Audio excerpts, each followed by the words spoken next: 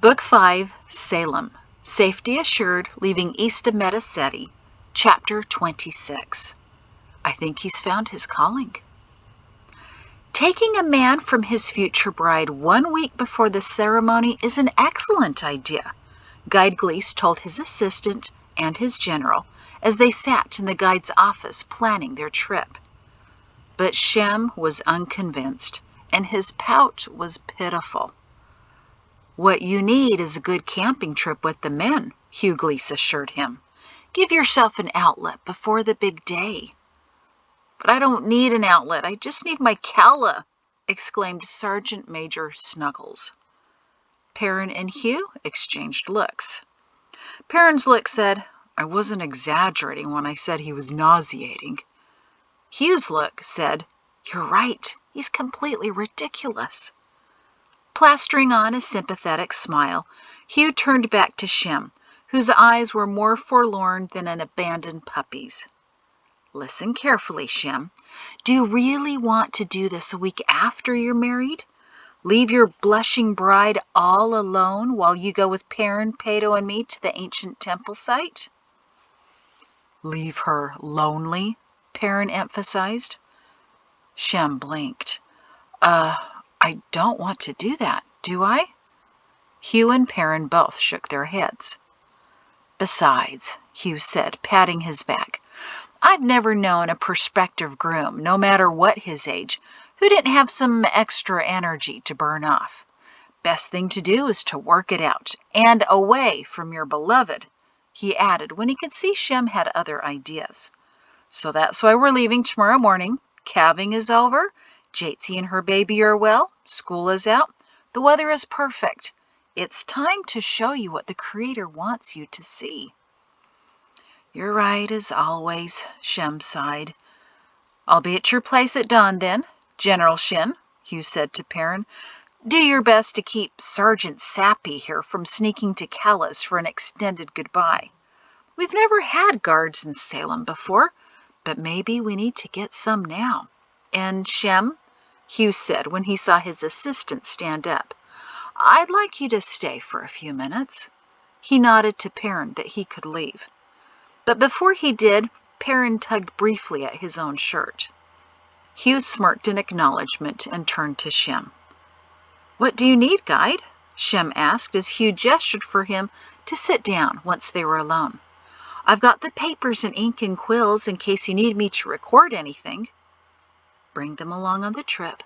That's when I may need you to record something. But right now, I wanted to have a little chat with you, since soon you're to be married." "I've had little chats with everyone, Guide," Shem grinned. "Everyone seems to think I need advice, but Calla and I have gone through my rector's counseling and—" "I know," Hugh said. "In fact, I spoke with Calla this morning." "You did?" "I wanted her to know what it's like being married to an assistant to the guide, and that while I will frequently take you away, your first priority is to her and your marriage.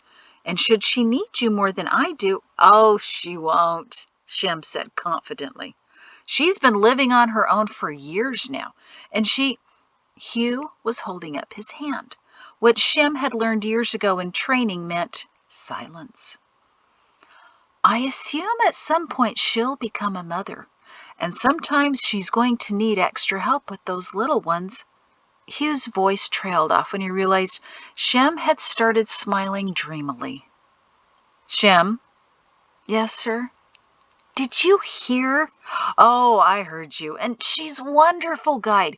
She can do anything." "Uh-huh. Well, I'm glad to see you're so fully enamored with her. I suppose it's safe to say you've forgotten all about old what's-her-name." Shem heard the edge Hugh added to his tone, and the grin on his face faded. "I have, Guide.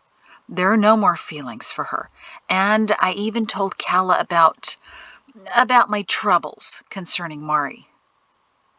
"And how did she take it?" The goofy grin was back in an instant.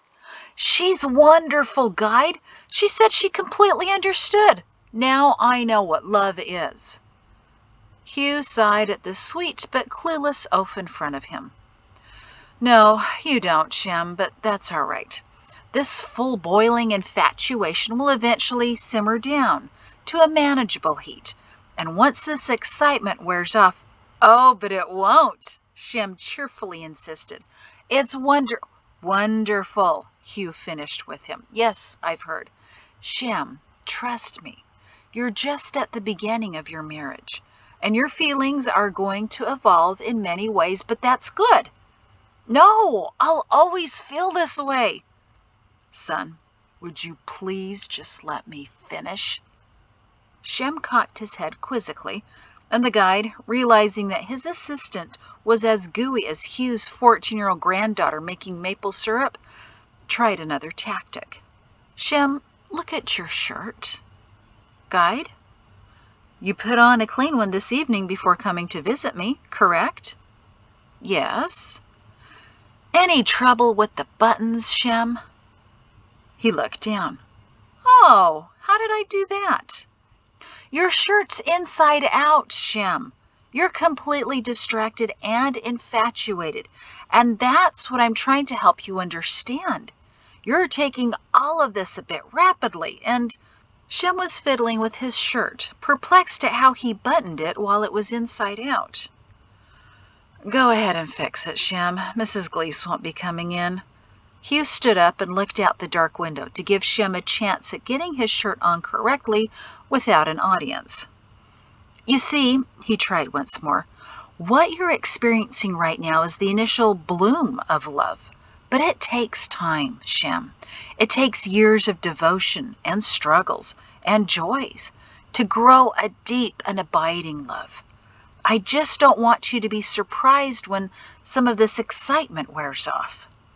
Hearing Shem in his chair, Hugh decided it was safe to turn around again. When he did, he shook his head sadly. There sat Shem, grinning like a small child who had skipped 2 buttons on his shirt. Oh, Shem, stand up, son. As Hugh undid Shem's buttons to fix them, Shem said, I know what you're trying to say, Guide, I really do. Calla's wonderful and we'll be very happy together. Maybe she can help do your shirts up for you, Hugh murmured, unless she's as silly as you. He patted Shem on the shoulders. He finished. She told me this morning that she's loved you since she was 16 years old. That's nearly half her life. Did you know that? Shem blushed and grinned once more. Yes, she told me she developed a crush on me way back when I went to Norden once when I was 24. The poor girl. She's been pining for me for 14 years. Tell me that's not the sweetest thing you've ever heard. Yes, it's sweet, Shem, but think about this. For nearly the same amount of time, you've had feelings for another woman. He reminded gently, and Shem swallowed. Please, Shem, promise me right now, if ever those feelings rise again, come tell me and let's work them out. Calla deserves a husband who's wholeheartedly in love with only her. Shem beamed. She's got it, Guide. Hugh slapped him on the back. Today, I believe that. Now go home, get some sleep, and I will see you at dawn at the shins. Calla made Shem's leaving easier the next morning by waiting at the shins. That had been Mari's idea. In fact, Mari had all kinds of ideas for the next 2 days. For some reason, Calla was reticent around her. Kind, yes, and polite and sweet and charming, but oh, so nervous. Mari didn't understand that. For the past 7 weeks, Calla had become well acquainted with the Zenuses and had sat with Salem a few times so Jatsi could rest. Perrin once came home from Shams and said, Calla showed me her notes about the army over the years. I told her she needs to write it up as a book, and she began by interviewing me right then and there. Her knowledge of the world and its history is quite thorough. You really should talk to her. I've been trying to, but all I ever get from her is a shy smile, a quick hello, and a view of the back of her head as she hurries away. She's more anxious around me now than when I first brought her home to meet Shem." "So what did you do to scare her off?" "I don't know." But Mari was going to change that. Calla was about to become her neighbor and wife to her little brother, and she couldn't avoid Mari forever. Mari had insisted that while the men were away, Calla should stay at their house, because it was the closest to her future home, of course. That would give them the opportunity to get ready for the wedding and let Mari turn Calla into her new best friend. Subtly, of course. So Calla stood next to Mari on the porch that morning, fidgeting as they watched Shem take the short ride from his barn. Mari gently elbowed Calla, who nearly jumped out of her skin. "He'll be expecting a proper goodbye. You know what that means, right?" "A handshake?" Mari chuckled. "Well, at least he knows. Don't worry, I'll give you a few private minutes." Shem sighed miserably when he saw Calla. "2 whole days," he said as he dismounted. He rushed up to the porch and took Calla's hands. "Will you be all right?" "Yes, just fine. I'm sure the time will go by quickly." Mari could hear the doubt in her voice. So could Shem. "Really?" "But I promise I'll miss you." "Really?" He brightened. Before Mari could roll her eyes at their pitiful exchange, Guide Gleese rode up and waved to Mari. "Drag him away, will you, Mari?" "Sorry, Guide. I promised Calla he'd give her a proper farewell." Shem sighed as he looked into Calla's eyes. She stared back into his and sighed wretchedly too. "And that means it's time to leave you two alone." Mari stepped off the porch to walk over to the guide. "We can afford them 5 minutes, right?" "You are a very generous woman," Gleese said. "But even with those 5 minutes, this poor man may weep all the way there." "Oh, it's too early in the morning for this," he declared, and Mari turned to see Shem and Calla in full embrace and in full lip contact as well. But Mari couldn't help but sigh in delight. "Oh, Guide Gleese, Perrin and Peter were saddling up in the barn. Perhaps you want to go check on them? Shem and Calla may need 6 minutes instead." "Good idea. Keep an eye on them for me, would you?" Mari didn't really watch, but inspected her front yard for weeds, although she didn't know yet what should be yanked up, all the while making sure the happy, sad couple didn't sneak away. A few minutes later, 3 horses trotted around from the barn, and Gleese called, "Still? Still he's saying goodbye?" Mari shrugged helplessly at him. "Zenas!" Perrin yelled in his finest command voice. Shem merely held up one finger and turned Calla so that only Shem's back was showing as they continued their kiss. Mari snorted and Peter rolled his eyes. "Insubordination!" Perrin declared. Mari laughed as still neither Shem nor Calla made any signs of separating. "He's just making up for lost time, Perrin. How many times did he have to suffer watching you kiss me goodbye?" "Yes, but I made my goodbyes in the privacy of our house, usually. But this?" Perrin gestured, but he couldn't fight his smile anymore. "Shem, the sooner we leave, the sooner we're back." Shem finally pulled away, if only to catch his breath. "That's a good point." Calla nodded and gently pushed him off the porch. "Then go and have fun and be careful. Don't break anything, and don't eat the wrong mushrooms," she said as Shem walked to his horse. "Mushrooms," Shem chuckled as he mounted. "You think of everything, don't you?" Peto exhaled loudly. "Ugh, is being sappy requisite for being in love?" Perrin shook his head. "Your mother and I were never sappy." "It's true," Mari said. "And who's around to verify that?" Shem asked. "Well, there's one advantage to getting older. No one's around to know if you're telling the truth or not," Mari said. She patted her son and husband's legs. "As Calla said, Be careful, have fun, but not at Shem's expense, all right? He needs to be healthy for next week." She raised her eyebrows meaningfully at her husband. Perrin winked at her. "See you tomorrow night."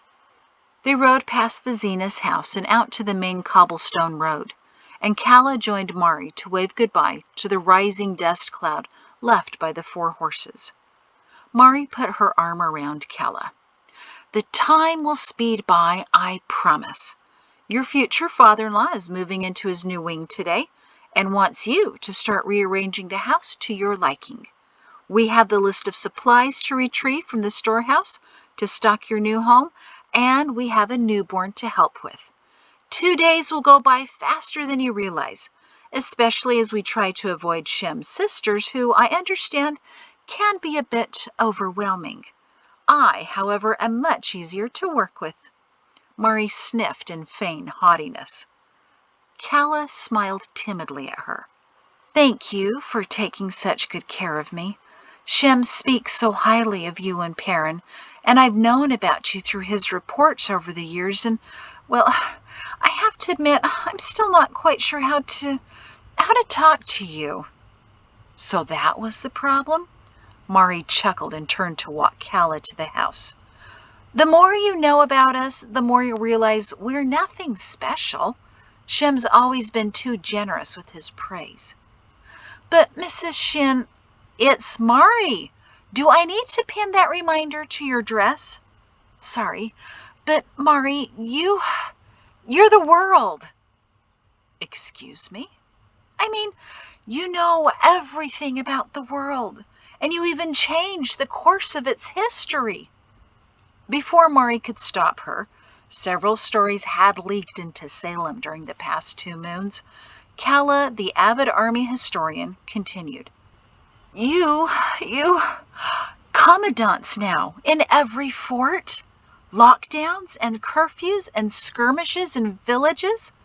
Even Perrin's friends have been sent to other villages. Jordan's over in Sands now, and Fod's been sent east to Winds, and Karna's all the way south in Waves. I'm sure General Thorne did that to keep them 3 of them separated, but oh, the chaos will only increase. People are angry about Terrap's land, frustrated about being contained, furious with the changes that forts are now clamping down on them, and you did all of that. Mari stared at her, speechless. But Calla was a torrent of words which must have been building up for weeks and now washed down everywhere. "Why, there are even Mari Shin laws. Did you hear that from Joffin?" "Well, yes, he did mention." "As a teacher, I have an interest in the history of the world, and I know Professor Corprecy has asked you to write the new history text. I think you'll need to help me with it, Calla."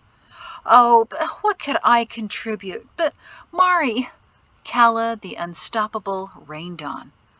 You're still shaping the world, and you're not even in it." Mari had stopped walking and stared at Calla, who was beaming with terrified pride. You're a legend." "I'm a middle-aged grandmother with a big mouth, Calla." "But a very important big mouth," Calla insisted, then frowned as she thought about her choice of words. Mari chuckled and took her by the arm again. "I believe I see what the problem has been." "What?" "Nothing." Calla shrugged and said, "I heard that Corprecy invited you to take over his position. Shem said the university president accompanied him to offer you the job, but you turned them down?" "I don't think I'm quite ready for such a responsibility," Mari told her. "Writing their textbook will be daunting enough as it is, and I will make you help me, by the way. All of you Salemites think too much of us. We're just regular people who tend to get into trouble." Calla's shoulders sagged. "If you say so. But you did such a good job with those lectures you threw together your first week here. I can't imagine you wouldn't be a great professor." Women aren't even allowed to teach in the universities in the world, Mari reminded her. These options are so new to me. Calla frowned. Mari, can I confess something? Please. I was very surprised when you invited me to your house after that first lecture. I realized I kind of took over the question and answer period, and I was sure you'd think me some silly person with too many questions. But you weren't unkind or impatient. In fact, you seemed a bit amused. I was, Mari laughed. Calla dared to release a tight chuckle. And then you said I should come home with you? That was just too much to ask for. A private audience with the most famous woman in the world. And then you introduced me to Shem. Oh, Mari, how many dreams could come true on one day? This is why I love Salemites so much, especially you. What do you mean? Shem's always been my honorary little brother, and for years I've been looking for just the right woman for him. That afternoon, as you asked question after question about the army, I knew you had to be top of that list. And even though I may be closer in age to your mother, actually, my mother married young and had me when she was 19. She's only a year older than you. Mari stopped walking. You had to say that. You really had to say that she's only a year older than me? When Calla blinked worriedly, Mari chuckled. You need to learn when I'm teasing you, you poor girl. That's what big sisters do, or so I've been told. And I'd still like to claim you as my younger sister, if you don't mind. She didn't expect Calla's chin to tremble violently. Really? You mean that? Me? They were nearly at the front stairs now, and Mari was feeling confident she'd torn down some invisible prickly bushes between them. No, there was still one more. For the past few days, Mari had prayed to know how to talk to Calla, and at that moment an idea flashed through her mind that, because of its randomness, she knew she hadn't come up with it herself. It was a prompting from the Creator. Calla, I want to tell you something else, she began, not entirely sure what she'd say, only that the words would be given her. I've known Shem for 17 years, but I've never seen him look at anyone the way he looks at you. He's like a nauseated puppy. That's Perrin's description, by the way, but a good nauseated puppy. This, Mari thought, this was what she was supposed to say? And while I know that some may say this is just a temporary infatuation, and that in the future there will be days when he doesn't look at you with such sickly fervor, I don't think that's true. The way Shem looks at you is with such tenderness, such utter delight, such pure adoration. He's never regarded anyone like that before, and I know he will think of you that way for the rest of his life and 1,000 years after that. Tears welled up in Calla's eyes. She tried to say something, but all that came out was, "Bluff." Mari laughed, just like Shem. The two of you turn into blubbering sops at the slightest things. I declare you and Shem are absolutely perfect for each other. I can't imagine a better woman for him. She didn't expect Calla to collapse right there on the stairs, as if a heavy load had been removed from her shoulders, and the lack of weight dropped her instantly. And then the tears started. Oh, dear, Mari murmured as she sat next to Calla and rocked her. I'm so sorry, Shem. I think I just broke your bride. The four men rode south, almost to the end of Salem's main valley, before turning right into a canyon which cut through the western mountains sheltering Salem. A couple of weeks earlier, Guide Gleese had shown Perrin a large map of the region. Perrin was nearly giddy to realize they'd be riding into one of the several areas he'd seen on Terrap's map, which had been labeled as unknown. Upon seeing Perrin doing a little jog of glee, Glees assured his general that every map Salem produced would be brought to him. Dozens of maps detailing Salem and the surrounding areas were soon delivered, and all had been tacked up on the walls of his office. There wasn't a splinter of wood to be seen on 2 of them. Down in a corner and a bit behind a cabinet were 2 smaller maps, one of the world and one of Edge. He put them up only out of obligation and had yet to give them a second look. When the university's terrain professor had delivered the maps, he told Perrin to leave a space open for a map he'd received when he and Mari headed later to Terrap's land. It was a Salem tradition, he explained, that you didn't own a copy of the map Salemites had made of it until you went on the trek. That was fine with Perrin. He had far too many maps to play with for the next many moons anyway. Now, as they rode to one of those new places, Perrin could hardly contain himself. "It's incredible to imagine," he said as they entered the canyon, "that a mystery land is at the end of this." Glees chuckled. "And known by our people for generations, just like Terrap's land. We've got Pato on the list to go at the end of next planting season when the youth in his area head over to Terrap's ruins. But Perrin, if you and Mari want to go over there sooner, such as in this weeding season, I'm sure we could arrange for a guide from the archaeology department." "Thank you, but we'll need to wait," Perrin said. "Mari's worried about leaving Jatesy and the baby for so long, and I don't want to be gone for several weeks until I've got Salem secured. Besides, as much as Mari wants to go, I think a small part of her is nervous about the trip, so she's finding excuses." Glees nodded. "Well, it is a bit of a distance by horse, especially for someone so uncomfortable in a saddle such as Mari." "That's not quite all of it," Perrin said. "I think she's worried that she's built it up so much in her mind that the actual place will be somewhat of a letdown." Glees cleared his throat, and Perrin glanced over at him.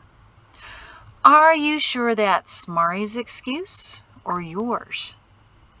Perrin forgot it was impossible to stretch the truth around the Creator's guide. "A little of both," he admitted. "I can promise you," Glees smiled, "that neither of you will be disappointed. But there are more than a dozen ruins within a day's ride of your home, so the 2 of you should go on some excursions and introduce her to some dull horses." "Not a bad idea," Perrin admitted. "Still, can't go this weeding season, though," he murmured to himself. "It'll only be our 19th anniversary." "What's that?" Glees asked. "Nothing." Perrin waved it off. Pato squirmed. "It's really a 3 days' ride to Terrap's land?" "You have to go around an entire mountain range, Pato," Glees reminded him. "That's not a quick feat, you know. This trip will be a good introduction to what you'll see there, and a good introduction for your rump." "Now can you understand why I didn't want to go on the administrator's expedition to Terrap's land?" Shem said. "I've already been there several times, starting when I was 14. I would have been too tempted to show them the easy way there. When you know the route, it's much less than a week from Edge." "We may have to be more careful in the future when we schedule our tours," Glees said. "We no longer have Shem to warn us when someone is slowly creeping over there." "Are you trying to keep Terrap's land a secret?" Pato asked. "Not at all," Glees said. "Anyone from the world is welcome to explore and even live there.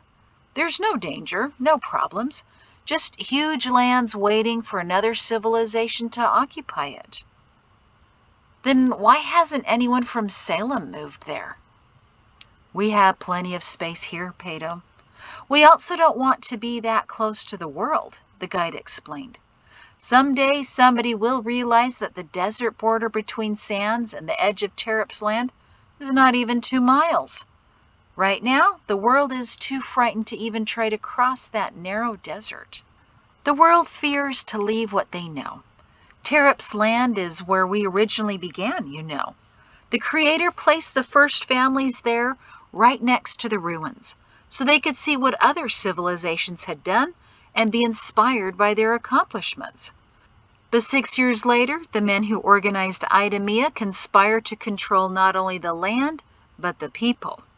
And within a few short years, everyone left Terep's land and went to the confining territory where they've remained trapped by their own irrational fears. There are very few people with the desire to look beyond what is accepted and known. Your family, Pato, was one of the unusual ones. Pato smiled at that, as did Perrin. He tried to take in every last detail of every slope and crevice around him, wishing to remember it all. He had to keep reminding himself that he could always come back. This adventure was now his calling. Perrin glanced sidelong again at his son, and noticed that Pato's smile was fading. He too was analyzing the terrain around him, but he wasn't happy with what he saw. "Guide Glees," Pato said, "this route is too obvious." "What do you mean?" "Sir, if there are to be over 100,000 people fleeing from Salem to this valley up ahead, and then go up that cliffside to the ancient site, it's obvious they'd go this way. An army could easily overtake them. There are no other canyons or channels leading off of this to confuse pursuers, not like the canyon at the entrance of Salem." Pato shook his head. "This isn't good, sir." Perrin realized his son had a point. "What about the other canyons, guide? There are others I saw on the map further north that lead to the valley, then up to the ancient site." "But they're all of similar terrain," Glees sighed, evaluating the area as if noticing the canyon for the first time. "Then we can't use the canyons," Pato decided. Glees nodded. "And that's why you are here, young Mr. Shin." "Sir?" "It never before occurred to me that this route is obvious," Glees told him, gesturing in dismay. "I always saw it as convenient, but you are entirely correct. An army could come through here 5 abreast at full gallop." Perrin exhaled, his previous glee diminishing into tedious reality. Securing Salem, moving tens of thousands of people unnoticed, was going to be complicated. Perrin rubbed his forehead, disappointed that Pato figured out before he did that the army could easily overtake families sauntering along the canyon floor. But Pato was already studying the mountain ridge above them. "Guide, do elk follow trails like deer?" "In a way, yes." "How hard are elk to hunt?" "Not too hard if you know where to look." "But that's the trick, isn't it? To know where to look, especially if you don't know that elk exist. Where do they usually stay?" Glees eyed Pato knowingly. "Up against the trees on the edges of the meadows." "Can they walk through the trees without being noticed?" "If they have to. The bulls can maneuver their way without catching their racks on branches." "Branches that would sway and give away their position?" Pato's tone was growing tighter and higher. Perrin turned to watch his son. "That's right," Glees said. "There could be a herd up there on that ridge right now." "So the people need to move like a herd of elk or deer," Pato decided. "Wherever they can go, so can humans, and without detection from anyone on the canyon floors. Guide, we shouldn't be traveling here. We should be up there." Pato pointed to the ridge. Glees grinned. "Excellent. Pato, that's precisely what you will do later. You and your father will be responsible for finding the best elk route." "We will what?" Perrin said. "There needs to be several different routes." Pato looked up at the hillsides in the canyon. "From different places in Salem, through the trees. If one gets compromised, there should be other options." "Not a bad idea," Perrin had to admit. Shem leaned over to him. And Pato never wanted to be in the army, he said quietly. He's a natural strategist. That's probably why he was so good at kickball. He instinctively knows how to avoid the enemy and sneak around to reach his goal. Once again, Perrin was struck by how little he really understood about the world and about his own son. Groups should be smaller as well, less noticeable, Pato continued with growing enthusiasm. Take a look at those evergreens, Guide. The branches don't start until about 6 feet high. Perfect for someone to walk under. Maybe Father and Shem would have to duck, but most everyone else wouldn't lose their hats. Gleese chuckled, and Shem leaned over to Perrin. I think he's found his calling. Pato still stared at the ridgeline. This could take a while, Father, to go over all of these mountains. Perrin's smile returned. There was nothing he wanted to do more than go exploring with his son. We have time for that, Pato, the guide said. The Creator has given us plenty of time to prepare. I think I know why you're here, young Mr. Shin. To learn the names of those trees, Shem said. He doesn't like Douglas fir. No, I don't, Pato chuckled. Do you know the names, Guide? Glee shook his head. Sorry, if it doesn't moo, I don't know its name. But that will be our first order of business when we return, to get you with a botanist and a geographer. We'll start you in those courses at the university when it resumes in harvest season. What are botanists and geographers? Pato asked. What you are about to become, Gleese said. Pato looked up again at the trees. It's like a maze, isn't it? Little breaks and openings in the forest taking you one way, then another. We could probably make some of our own mazes, Pato, Perrin suggested. Pato grinned. I can't believe I ever thought studying kickball injuries sounded appealing. You did? Perrin asked. When was that? Pato waved him off. Never mind, Father. Quiet. The mountains are talking. The sun wasn't yet at its zenith when the 4 men exited the canyon and entered a narrow valley, barely a 1/4 mile wide and 1/2 mile long. None of them spoke. The air was humid and quiet. Surrounded by jagged mountains that rose abruptly on every side, the valley sat serenely, growing its grasses, which had been previously trampled and soaked with blood. Perrin felt as if a centipede were crawling up his spine. Throughout the canyon they spotted deer, coyotes, and even a moose and her calf. But there were no animals here, even though a clear stream lazily trickled through it. It felt abandoned and purposely avoided. It feels like death, Perrin decided, shivering although the air was warm and heavy. Always has, Gleese agreed grimly.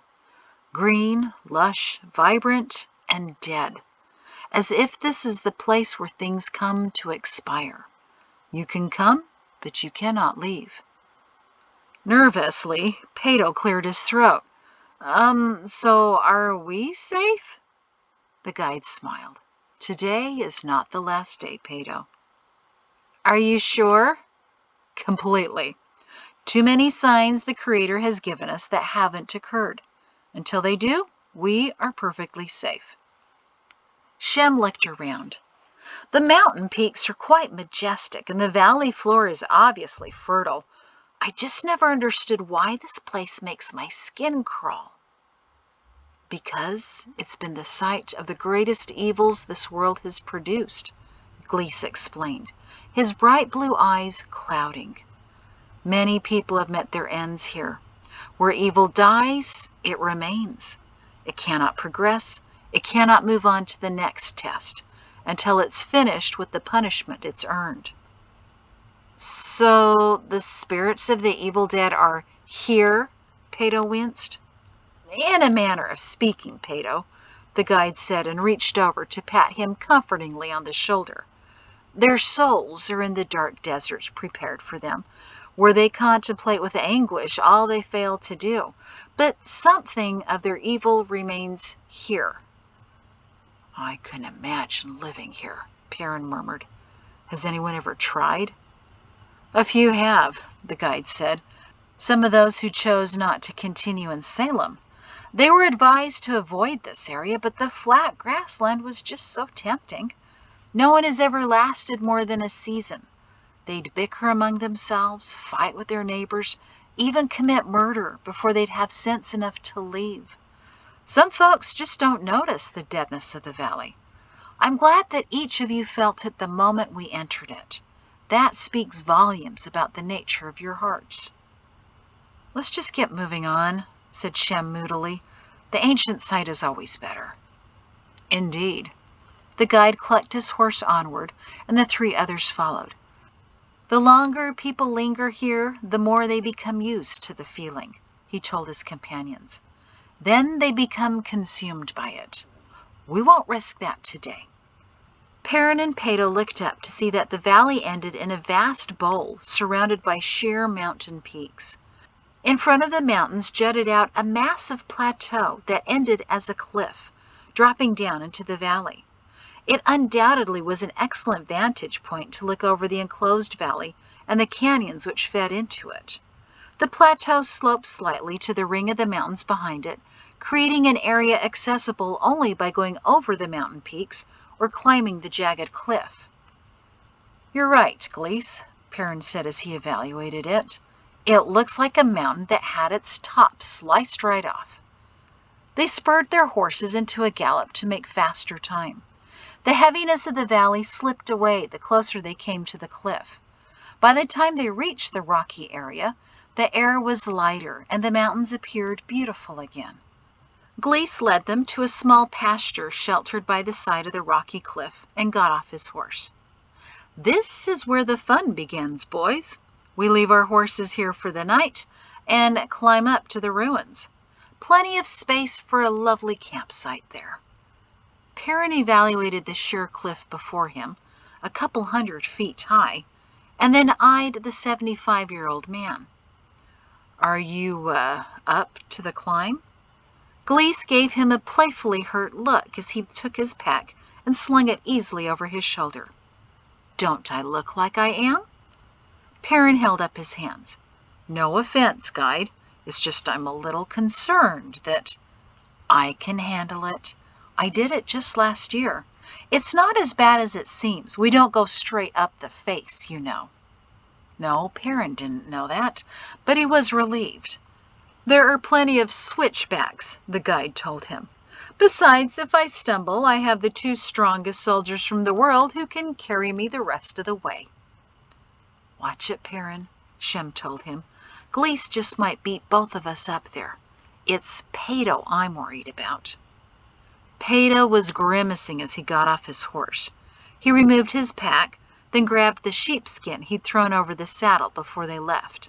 Clutching it, he said, Just in case my behind becomes sore. You'll be fine, Perrin said, swatting his son on the rump. Ow! Yes, see? Just fine. Let's get walking. An hour later, Guide Glees was the first man to the top of the cliff, followed by Shem, Peto, who waddled much of the way, and Perrin, who poked Peto's behind with a stick when he flagged. The view from the top was impressive, but the temple site itself was what caused the 4 men to stop and gawk. As bleak and oppressive as the air felt below them, it was as light and calm on the vast tableland. About 60 paces from the cliff stood an immense crumbling gray stone structure. Instinctively, the men walked there. Judging by the amount of fallen cut stone around them, the temple must have been 2 levels high when it was first constructed. Dozens of columns, which used to support a now missing roof, still rose upwards, a few over 50 feet. At the front of the temple, several pillars remained, rising about 10 feet above the stone floor below them. A section of beautifully carved rock spanned the top of most of them, precariously balanced like a crumbling bridge. Ooh, I'd like to walk along that span, Peto whispered. Are you joking? His father hissed at him. Sorry, I realize that wasn't the most reverent thought. It's not that. I'm just worried that the whole thing might come down at any moment." "It won't," Shem said, and with his normal voice he sounded as if he were shouting. "This has stood for hundreds of years, if not thousands. And, Pato, you wouldn't be the first to scale the columns and go for a stroll in the air," he winked. Guide Gleese cleared his throat. "Assistant Zenas, I'll pretend I didn't hear that." "Yes, sir," Shem said apologetically. "Not like I did it recently." Perrin neared the steps and turned to Gleese. "May I?" "Go up and explore the temple? Why do you think we're here, General?"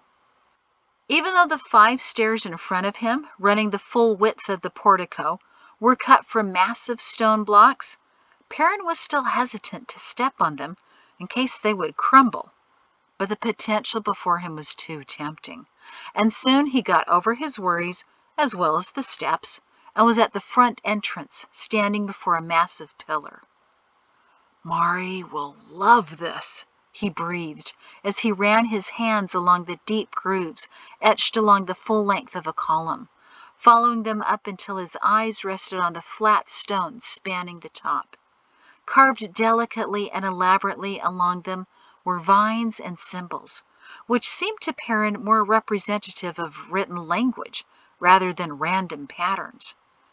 Pato joined him on the portico of the temple, then wandered to the side where a few large blocks remained, taller and wider than Perrin. Placed side by side, they formed the walls of the ruined temple. Pato gingerly fingered the etchings, some of flowers and trees, interspersed with precise shapes and rows. "This was their writing?" he whispered. Guide Gleese strolled over to him. "As best as we can tell, but we can't decipher it. To think, here are the stories of a long-gone civilization, and we can't understand any of it. So frustrating." Perrin was aware that Shem was to the other side of him, and he glanced over to see Shem running his fingers along the inside of a hole in the stone wall. Perrin stopped caressing the column in front of him and joined Shem. He peered through the hole to see the rest of the open temple, overgrown with weeds and shrubs, then evaluated the hole. "It's almost entirely spherical, isn't it?" "Yes," Shem said gravely, "it is." Perrin analyzed the large blocks around the temple. "There, I see another similar hole. And over there's a chunk out of the side, halfway gone. And yet another." He trotted down the steps to crouch next to a boulder-sized section of wall with a corner missing. "This wasn't natural," he said to Gleese, Shem, and Pato as they joined him. "This was deliberate. What could cause such destruction?" He didn't notice Gleese and Shem exchanging quick glances. "I'll find you an example," Gleese said, pushing grass away with his feet. "Guide," Shem said, "are you sure that's the best idea?" "He'll figure it out soon enough, Shem. Now, I saw one last year. Where was it?" Perrin was still tracing the blast of damage on the stone, not noticing that Shem was staring at him, hard. Pato joined the guide in looking through the grasses, not really sure of what he was searching for. But he knew it when he saw it. "Guide, is this it?" Pato smoothed his hand over a large black sphere, splattered with reddish-orange dust. "Yes, very good, Pato. Over here, Perrin. Here is your answer." Reluctantly, he pulled himself away from the ruined corner and frowned at what he saw halfway buried in the dirt. "Is it a stone?" "No," Gleese said, pulling up some of the concealing grasses. "Solid iron." Perrin's mouth dropped open. "Really?" "Pick it up for yourself to see," Gleese dared him. Perrin scrunched up his face. If a sphere that large was solid iron, already his bad back was twinging at the thought. Shem?" Together they hefted the large ball. Once it was wedged out of the ground where it had rested for untold centuries, it wasn't so heavy. Perrin easily carried it over to the broken block and sat it in the crevice. It obviously fits, but what kind of force could propel such a heavy object? The guide looked at Shem. Tell him. Shem sighed. You already know, Perrin. Perrin looked up. I do? Moreland.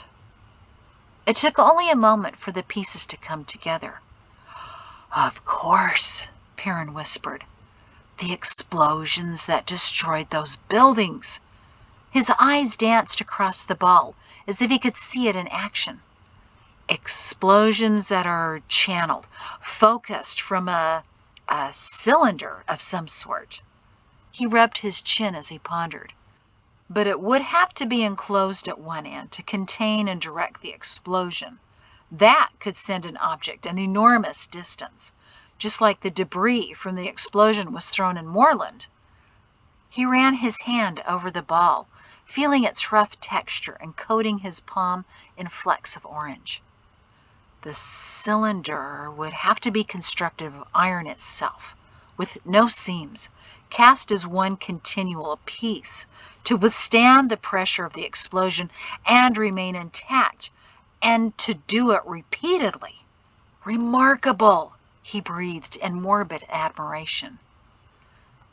Shem came over and touched the iron sphere, but immediately pulled back in loathing. When you wanted to go back and investigate the craters in Moreland, I knew I couldn't let you. When I witnessed the explosion, I realized it was the secret to destroying this temple. About 10 years ago, another scouting party from Salem ran across the kinds of cylinders you just described down in the valley. It took them quite a while to put together that they were connected to these iron balls. What took us days to understand, you figured out in just minutes. If you had access to what they were creating in Moreland, I have no doubt you would have figured out how to recreate the same amount of devastation that we see here. That's not a compliment, Perrin, he added when he saw the depth of planning in his friend's face. I couldn't let you go back to Moreland, and if I had, the knowledge of how to construct such weapons would now be in the hands of General Cain Thorne. But Perrin barely heard him. His imagination was in another time. It would take horses to pull such a heavy cylinder, but the canyons are wide. The explosive matter would have to be packed carefully. Fire, right? Shem, you said a fire started the Moreland explosion. In fact, it was the torch you threw, wasn't it? Shem squinted at him in disapproval, but Perrin didn't notice. He was staring off at the valley. The guide closely watched his assistant and general. Pato spied something in the grass and kneeled to dig at it. Maybe the explosive matter is stable until ignited, Perrin continued in faraway deliberation. But large cylinders would become cumbersome to transport. But what if, Perrin's eyes danced wildly with the possibility. What if it was replicated in a smaller version? Something that each man could carry. Smaller balls, smaller cylinders, individual explosive devices. Pato pulled up something from the grass and held it up. Using something like this? In his hand were several small iron balls, crumbling to rusty dust. Yes! Perrin snatched them up. Exactly! Perrin, stop! Shem grabbed his shoulders and shook him, causing Perrin to drop the balls. No! Where'd they go? Perrin tried to pull out of Shem's grip to find the rusty pieces which were again lost to the grasses. Shem fought to keep his hold on him, and Glees bit his lip in worry that a wrestling match might occur among the jagged stone. Back where they belong, Shem shouted at Perrin. In history and another time, we don't need that level of destruction, Perrin. Perrin stopped tussling with Shem so that he could deliver him a properly sharp glare. Don't you realize what they could do? Shem, from a distance, we could take out Thorne and everyone else, unseen and safely. we could really secure Salem. And if Thorn could create those same devices, the world could pick off our children just as easily, Shem pointed out.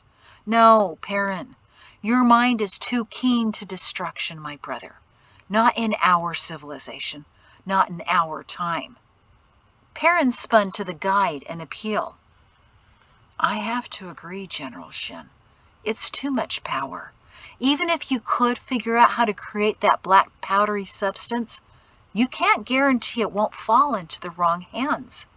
While I see great potential for it, I also see far more devastation. Look what it did here. Salem could be destroyed in a day. Perrin turned to his son, hoping that maybe he could see reason and help the others to see it too. But Pato said quietly, Not this way, Father. It should be buried. Iron comes from the mountains, and it should be returned to the mountains, even the little balls. Pato, can't you realize what this could do? Put men on those ridges you pointed out, shooting at the army below? Yes, General, Pato said soberly, and it's making my stomach sick to think of it. Please don't pursue this, Father. The dirt can't even dissolve these balls, so they fester and rust. These are why the valley feels dead. Feeling defeated, Perrin sat down on the stone block and put his hand on the sphere. Interesting theory, Pato. What did you eat last night to wake up so clever this morning? Glees sat next to him. In his kind and calm manner, he gently admonished Perrin with, The Creator is generous with his power.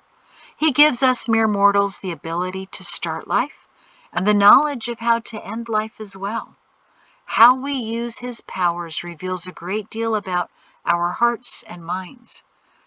The Creator expects us to rein in those impulses until it's the right time to use them. If we don't, chaos and sorrow are the inevitable results. Great men choose to control those urges. You're one of those great men. So let your ideas die, Perrin, he implored, where everything else has died. Perrin nodded slowly, but as he stared at the broken stone in the grass, so many tactics flowed through his mind like a landslide. But just like a landslide, it was too much power and potential. He had to let it flow away. While his plans were dissolving as easily as the iron ball under his hand, he knew he had to bury them. When the guide of the Creator tells you no, then no it is. He felt 3 pairs of eyes watching him worriedly, waiting for his response. Eventually, he took a deep breath and patted the sphere. I suppose we need to clean up this area. Perhaps we should push all the iron into the valley, away from the temple it destroyed. Then, remembering how they removed the debris from their demolished bedroom after the land tremor, he added, Wish we had a target. Pato began to smile. There's that large boulder down there. Closest one to the boulder with all the iron spears we find gets to kiss Kala first on her wedding day. Hey, Shem protested. The guide cleared his throat at the suggestion of a competition. Now, boys. But Perrin grinned. You're on. Pato noticed Shem's shocked expression. You better aim well, Uncle Shem. By evening, they had uncovered and sent over the edge 15 large spheres and several handfuls of smaller balls. Shem won the boulder hitting contest, which wasn't a contest since competition wasn't allowed, because Glees kept accidentally bumping into Perrin and Pato as they tossed their iron. Satisfied that the area was as clean as they could make it, they set up camp just past the ruined temple so they could view the tableland which lay behind it. This area is immense, Perrin said, while Pato and Guide Glees built a fire. The way the bowl dips down into its own valley makes for a naturally defensive area. I can see why it was used in the past. I estimate we could fit up to 80 or 90,000 people here, Glees said quietly. Certainly not forever, but for a week? Perrin nodded. I want to walk all of it in the morning and take some measurements, just in case this is where we'll come in the future. In the meantime, I'll help Shem get more wood. Pedo watched his father leave before he dared turn to the guide. You said up to 90,000, sir? I did. But that's not all of the population of Salem, guide. I know, Glees whispered, staring at the fire. So, Pedo started nervously, where would the other 30,000 go? Likely even more than 30,000, Pedo, by the time the last day arrives. But I don't know where they'd go. Maybe not all of them would want to come. Perhaps they'd flee to another area. Maybe this isn't even where we'll all come for the last day. Or perhaps the population simply won't be as high. Why wouldn't the population be so high? The guide, hearing the panic in Pedo's voice, regarded him kindly. The last day will come only after a great deal of upheaval, Pedo. Land tremors, Mount Deceit awakening, famine, invasion. A part of me wishes to live to see the last day, but then other days I think perhaps it won't be so bad watching from the other side. Those who escape Salem will be the last of the survivors. Even though the guide was trying to smile, his somber tone gave Pedo a chill. He scooted closer to the fire, which only made his toes feel hot. Are you sure this is the place for Salem's retreat? No, actually not yet. Glees poked the fire with a long stick. That's why I came here, looking for an answer. Perhaps tomorrow he will tell me. And how might the Creator tell you? Well, there are many ways the Creator communicates, Pedo, the guide said easily as he tossed more sticks on their fire. Sometimes through dreams, sometimes through others' words to us, sometimes in random thoughts, and occasionally in very clear visions, such as the one Guide Pax was given when he first saw Salem and realized that someday Idamia would come after us. But usually I'm just considering a question, and I find the answer as I read the writings. There are days that I know I've read the words before, but suddenly they have a new meaning for me. And often I just need to sit still and listen for whatever the Creator needs to tell me. I try to keep an open mind to all possibilities. He tells me what I need to hear and how I need to hear it. Pedo nodded thoughtfully. After a silent moment, Glees said, I'm waiting for the next question. Next question? The one which inevitably follows. Have I had any dreams or visions? Pedo looked up at Glees. Would you answer that if I asked it? He tilted his head. I'm interested as to why you aren't asking. Aren't those things meant to be kept private? Pedo said, thinking about the parchment concealed in his drawer about the greatest general in the world. I mean, something like that is sacred, I guess. You don't want to just share it with anyone, only those who could appreciate it or for who it's meant for. The guide leaned back and smiled. Very good, Mr. Shin. Spoken like someone with experience in such matters. When he saw Pedo's startled expression, he added, And no, I won't ask you about how you know that. As you said, it's sacred. Keep it sacred. And that's the end of that long chapter. Thank you.